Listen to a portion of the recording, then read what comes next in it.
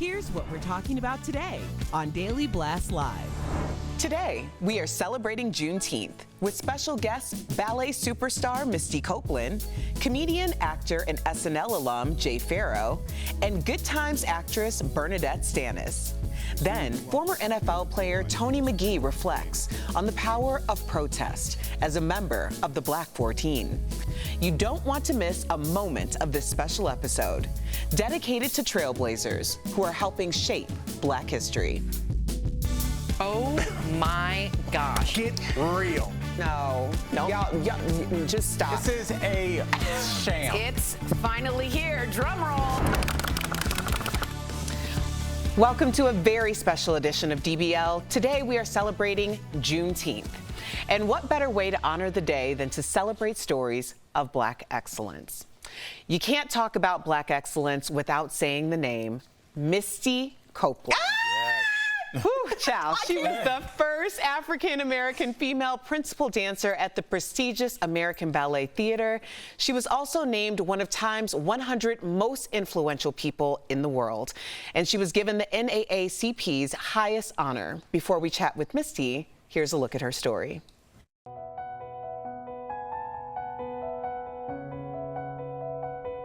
I think that because of the way I grew up, I was craving something that gave me structure, that gave me stability, that gave me consistency. I was in so many schools. By the time I was like 7 years old, I think I had been in like 8 different schools. We didn't always have a roof of our own over our heads. There was abuse in the home, and music and dance was always my safe space. I'd find a corner and I would create, and it was like, this is how I block out everything.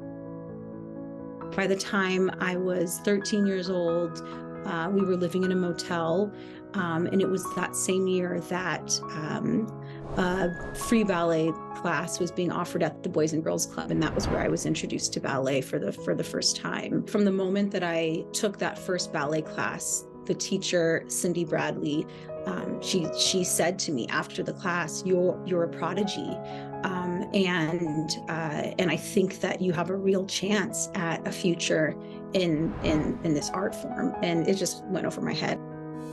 She was sending home notes for me to give to my mother to explain what this would entail, and I was throwing the notes away. I was actually 15 years old. It was the first time I went to the theater and I saw American Ballet Theater, and my whole world changed. I became a professional with only 4 years of training, which is like unheard of. It's extremely rare to see Black and brown people, period, but specifically Black women. I spent the first decade of my career at ABT as the only Black woman in a company of 90+ dancers. And then I also started to experience racism within my professional career. Once I was promoted to principal dancer, and being the first in ABT's 75-year history, first Black woman, that people kind of looked at it like, why are you still talking about this? Like, you got there. I have a responsibility to not be the first and the only to hold this position.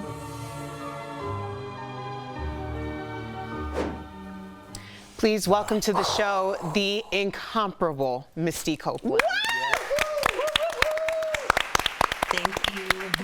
Thank you so much for being here, Misty. I have heard your story so many times, and it never loses its impact. I thank you for being here and continuing to speak out on behalf of all of us. And to our viewers who might not understand the dance world, can you explain how difficult it is for anyone to become a professional, especially a woman of color? Yeah, definitely compare the the classical ballet world at this level, the elite level, dancing for companies like American Ballet Theater and New York City Ballet, the Paris Opera, the Bolshoi. This is like the NFL. This is like MLB. This is like the NBA. So it's a small percentage of people that really have all that it takes. It's not just the athleticism and the technical aspects and the physical feats, but you also have to be an artist to emote and to be able to tell through movement. we're not speaking on stage. It's simply the technique and the movement that's telling the story. So, that in it of itself is extremely, demanding and rigorous and difficult to get into. And then you add being a person of color, and it's just such a rare thing to see. It's a European art form that didn't come to America, until maybe the 30s or 40s, and we're still to this day trying to find our place, accepted by the ballet world in a true way, and given fair access and opportunity. So, Misty, congratulations on all the success, by the way, but you hold titles like we saw in the package, like Prodigy and The First. How do those descriptions make you feel? It's not something I really think about in my life at this point.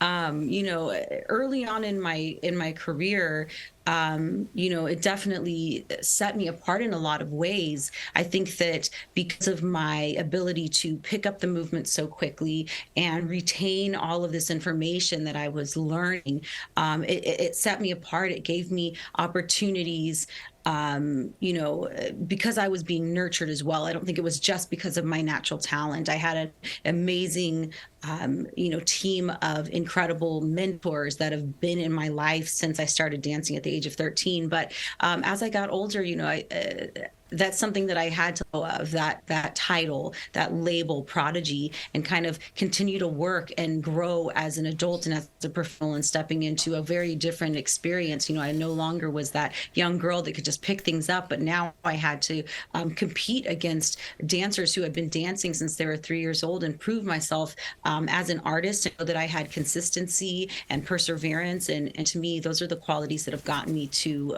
this point in my career. I'm just fangirling a little bit, so I want to say, so honored to speak with you. You say you were a very introverted child, but that's not how you are on stage, and we could see your facial expressions when you did those sort of little moves. How did ballet specifically help you break that shell? From the moment that I stepped into a studio, and then eventually, weeks later onto the stage for the first time, there was this sense of protection that I felt, this sense of freedom as well. Whereas, I spent my whole life, feeling that I was going to be judged or criticized, and not really feeling that I was being nurtured. And this goes for, in school as well. I went to public schools, but I never felt like I was really being invested in and nurtured. And when I went into the ballet studio, I was in this very vulnerable place. And I think that you kind of have to enter in that way. I mean, we're literally practically naked. So you're very vulnerable when you're in this. But there was something about it that made me feel that what I was saying mattered, through movement, which spoke to me. It made much more sense than me using my voice. And it made me a better student in school. It made me more confident as a person, just developing these skills to be able to hold your body and have this strength and this grace. And again, to have structure within the class setting that I never experienced at home. All of these things attributed to me just maturing and growing into a woman who could stand on her own, speak up for herself, and have strength and confidence. I certainly did that. Wow. Misty, we just want to thank you for coming and spending a little bit of time with us. It is incredible to me, and I'm a little emotional, but you've been such an inspiration in my life, and I look at my little nieces who are under 5, and you're such an inspiration in their lives. So this is so generational. It's so special, and I thank you so much. Thank you. And DBL Nation. Thank you so much.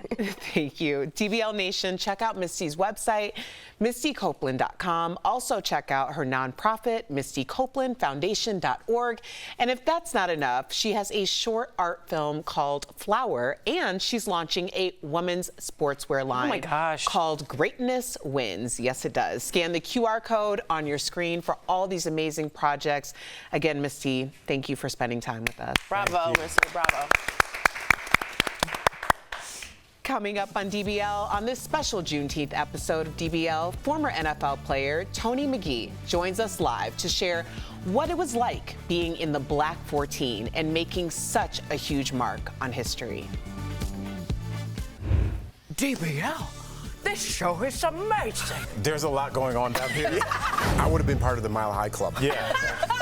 So on point. But I'm gonna have a conversation about what's happening now.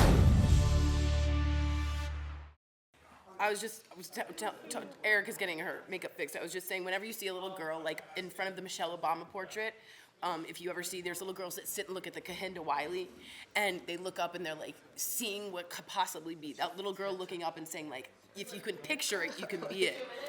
Misty changed all that. She stole it from the other thing we just did.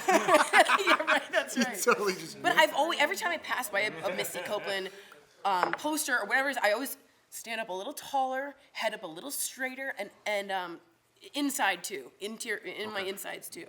That was a starstruck moment for me. Starstruck. Al, why do you hate ballet so much? Yeah, why do you hate ballet? Yeah, I can't. I said get my question out of here. We ran out of time. Honestly, just being able to look at Erica and Tori, like in your reaction, there's something so visceral and like loving and like there's this admiration that was like pouring out of you guys. So it was really interesting to have this kind of perspective. And I've just driven past her billboards. Yeah.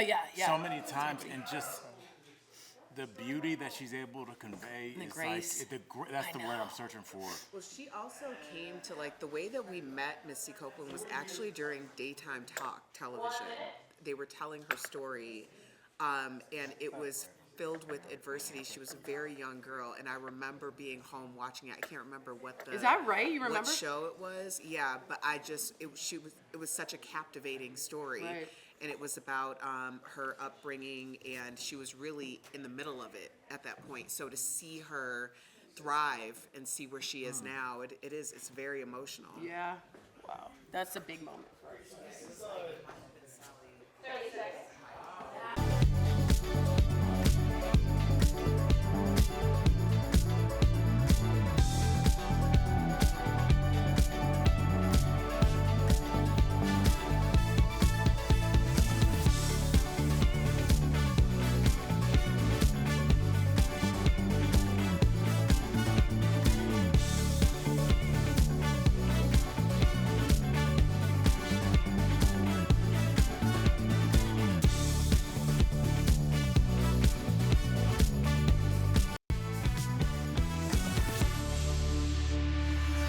Welcome back to DBL. While Juneteenth has been celebrated for years in Texas, where it's been a state holiday since 1980, Juneteenth was only just recognized as a national holiday in 2021.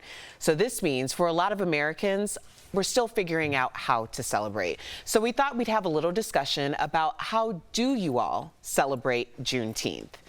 Now, I know that this is something that Al and I will probably have a little bit more. I was just going to say, maybe you should just tell us how to celebrate. Because me and Tori are like, I'm going to get a new goldfish. That doesn't really land. You know what I mean? Yeah. That's honest. Is it okay to celebrate? Like, explain. That's what I always worry about. Is it a day of sorrow or a day of joy?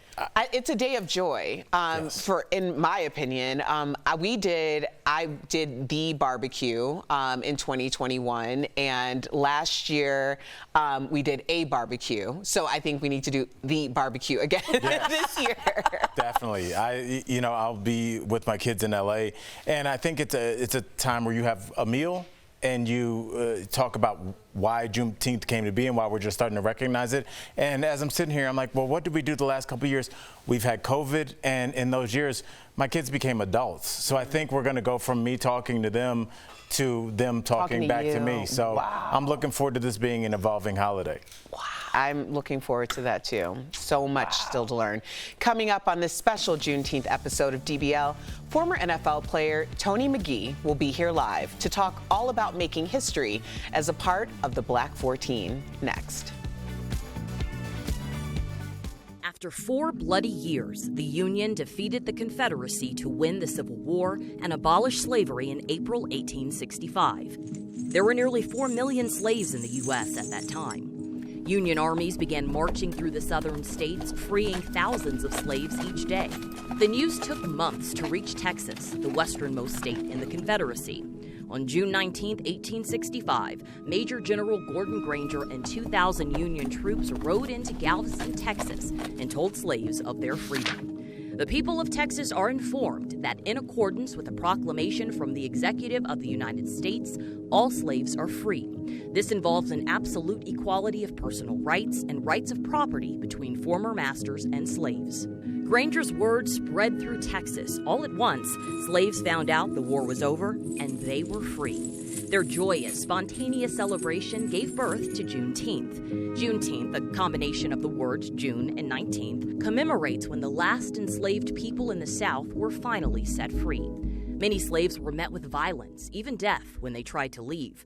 Yet the promise of freedom extinguished fear and fueled generations of indestructible people. Former slaves gathered on Juneteenth the next year, and the year after that. And over the decades, Black communities observed the holiday with festive family gatherings, colorful parades, and bountiful barbecues. Texas became the first state to make Juneteenth an official holiday in 1980. Since then, 49 states and D.C. also recognize the holiday.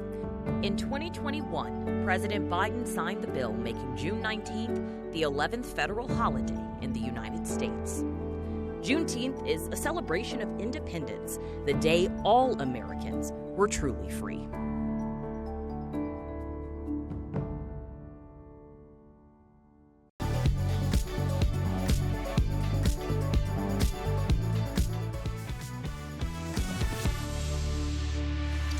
Welcome back. Before Colin Kaepernick's infamous kneel during the national anthem, there was a group of college players who were dubbed the Black 14.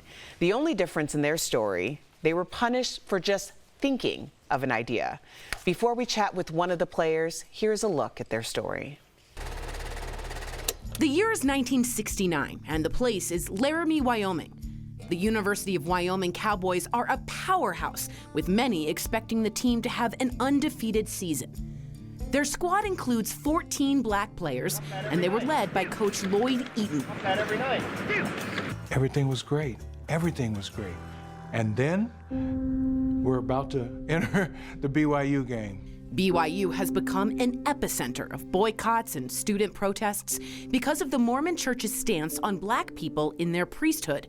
It's a stance that bled onto the university's football field a year earlier. On the way into the locker room, there was a picture of a gorilla and a black man. As soon as we walked off the field at BYU, the sprinklers came on. Hey, did you guys see the headline? BYU washes evil off the field. Wyoming's Black Student Alliance plans to protest before the game, but the 14 Black players on the football team want to take it a step further.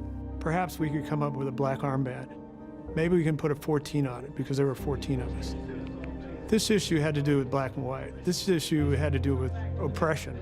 The players schedule a meeting with Coach Eaton to ask him about wearing the armband during the game. He walks in. Coach Eaton said, "I can save you gentlemen a lot of time and trouble. You know, gentlemen, you're no longer Wyoming Cowboys. As of now, you're all through. You no longer are a member of the Wyoming football team." To tell us more, please welcome to the show, Tony McGee. Oh my word. Thank you for having me. Absolutely. Tony, during your meeting with Coach Eaton, was there something he said that stuck with you even after all these years? Well, he went through a bevy of things saying, first of all, he told us that half of us didn't even know who our parents were. Then he told us to go to the Morgan States and the Gramblin's of the world. He told us to go back to our neighborhoods and get on relief. He said, if you don't know what I mean colored or Negro relief. This is what he was saying. He told me that he was picking me up off the streets of Battle Creek, picking up cigarette butts, and I didn't even smoke. He rant and raved at us for a couple of hours. I remember everything he said, almost every word verbatim, because it was something that we never expected. And one thing about it, I want to open this up with, we were punished for something that never happened. Right. Wow. Yeah. When you're talking, I just think of stories of my father.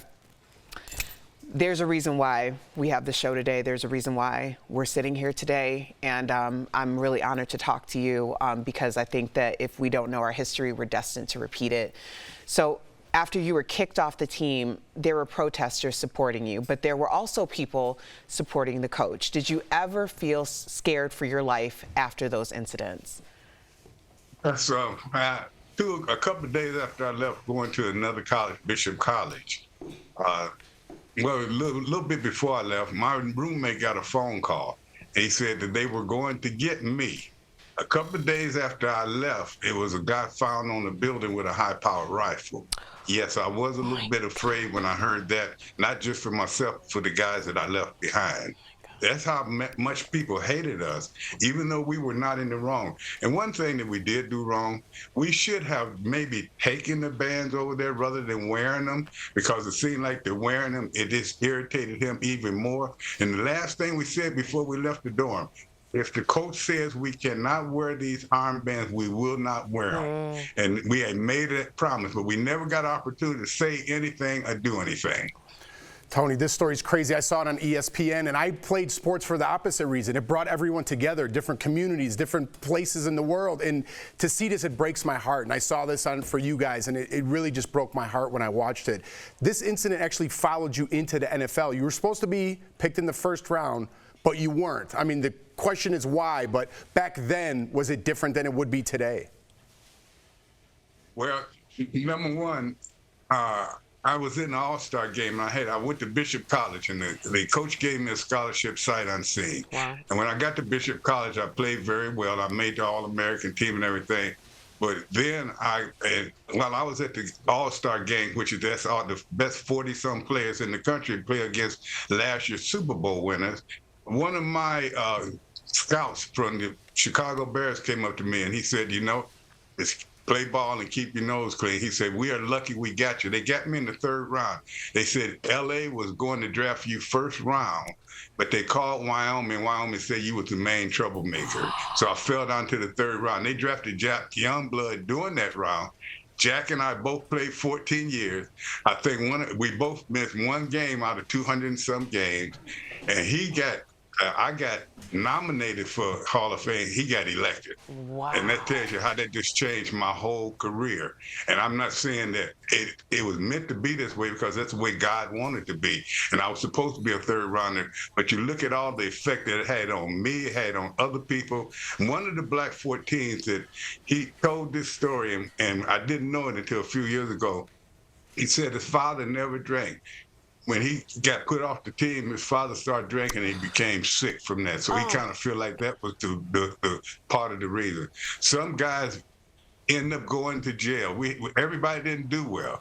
But one thing about it was we did what we thought was right. But the Black Student Alliance did not do it right either, because they told us schools were waiting for us. Do you realize that no schools waited for us? No one looked for us. But they did. The University of Wyoming went behind 12 of our backs and asked 2 or 3 of the players to come back. I didn't know that till 5 years ago. Oh, my gosh. Tony, thank you so much for sharing your story, for your transparency. It's an absolute honor to have you on the show today. Absolutely. Yes. And DBL Nation, please check out black14.net. You can donate or purchase a Black 14 shirt. Proceeds support their mission of helping underserved communities. Thank you again, Tony. Thank you. We really appreciate you. Thanks, Tony. Thank you. Thank you for having me. Absolutely. We'll be right back.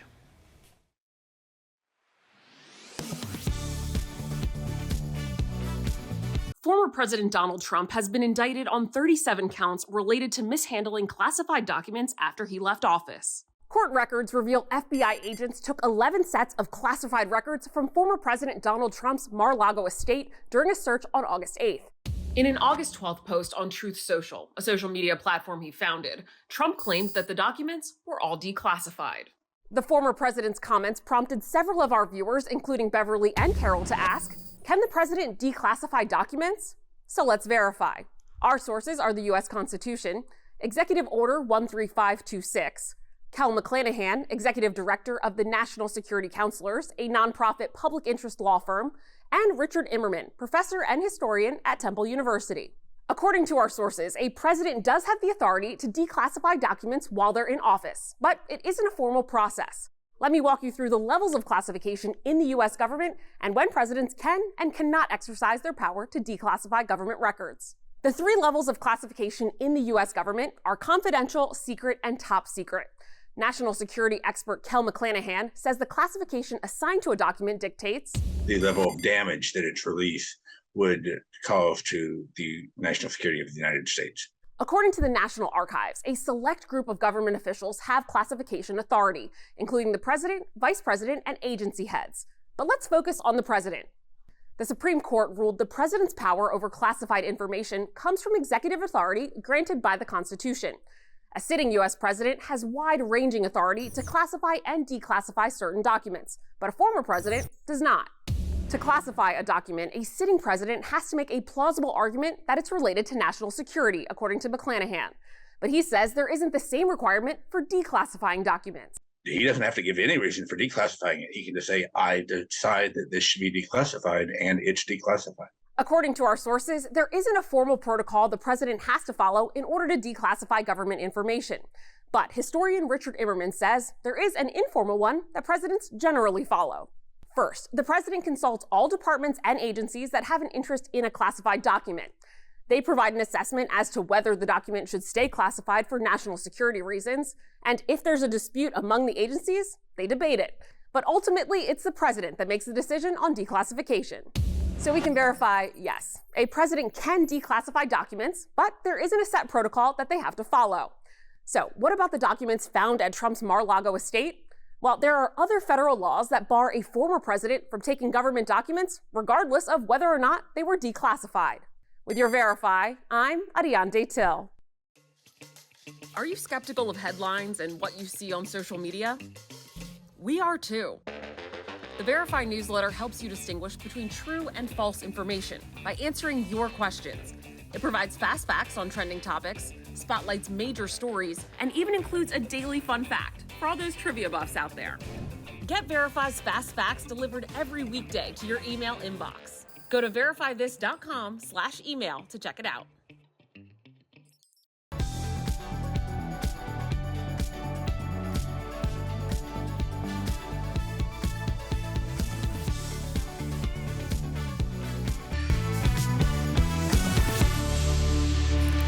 Welcome back. Keeping your joints healthy is essential to life, and we have some tips to help you design your diet.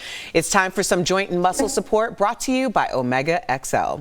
First, get your vitamin C in. Next, reduce your sugar intake and add fish oils into your diet, or fish in general, for the omega-3 benefit. Both are great. Yeah. Omega XL has improved the lives of millions of consumers. Supported by 30 years of clinical research, Omega XL's powerful and proven benefits have transformed the lives of athletes, celebrities, and dedicated daily users. Call 1-800-813-6801 or visit omegaxl.com for more information. You did fantastic today. Really. This has been emotional. It really has. Beautiful. It really has. Thank you for watching our special.